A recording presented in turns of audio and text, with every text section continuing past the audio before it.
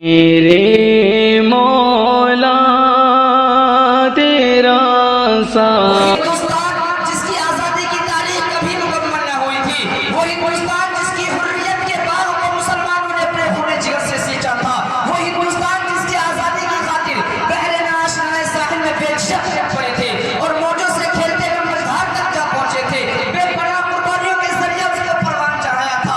آج اسی ہندوستان کے اندر مسلمانوں کو طرح طرح کی اذیتیں اور تکلیفیں پہنچائی جا رہی ہیں۔ مسلمانوں کے قلوب سے اسلام کی عظمت کو ختم کرنے کی نہایت ہی گھناؤنی اور ناپاک سازشیں ہو رہی ہیں۔ اس میں کوئی شک و شبہ نہیں کہ دنیا میں حق و باطل کا تصادم روز ازلی سے جاری تھا۔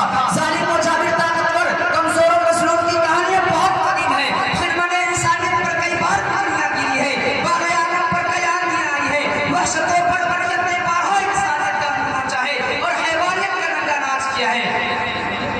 برادران ملت، یوں تو ہندوستان میں کسی بھی دور میں مسلمانوں کا حامی کوئی نہیں تھا، لیکن جب سے فرقہ پرستوں نے ہندوستان میں جنم لیا ہے، اس وقت سے مسلمانوں کی رہی صحیح چین و سکون بھی چھن گیا۔ آپ حضرات غور تو کریں، کبھی وندے ماترم جیسی گندی اور ناپاک چیز کو نافذ کرنے کا حکم ہوتا ہے، جس کی وجہ سے نیند حرام ہو گئی تھی۔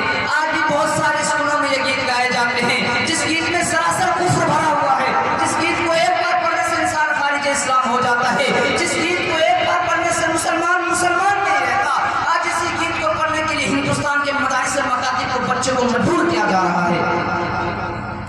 ہندوستان کے مدارس اور مکاتب کو ختم کرنے کی کوششیں کی جا رہی ہیں۔ ہندوستان کے مدارس اور مکاتب کو دہشت گردی کا اڈہ قرار دیا جا رہا ہے اور یہ الزام لگایا جا رہا ہے کہ جتنے بھی فسادات ہو رہے ہیں ان کے پیشوا اور لیڈر ملا ہے، اس لیے پہلے ان کو ختم کیا جائے۔ اور سب سے اس کی آسان صورت یہ نکالی گئی کہ اب ہندوستان میں کسی بھی دور میں مدارس اور مکاتب کو نہیں بنا سکتے، لیکن شاید ان کو معلوم نہیں کہ جسم میں جب تک سانس چلتی رہے گی اس وقت تک دین اسلام پر کسی طرح کا آنچ نہ آنے دیں گے۔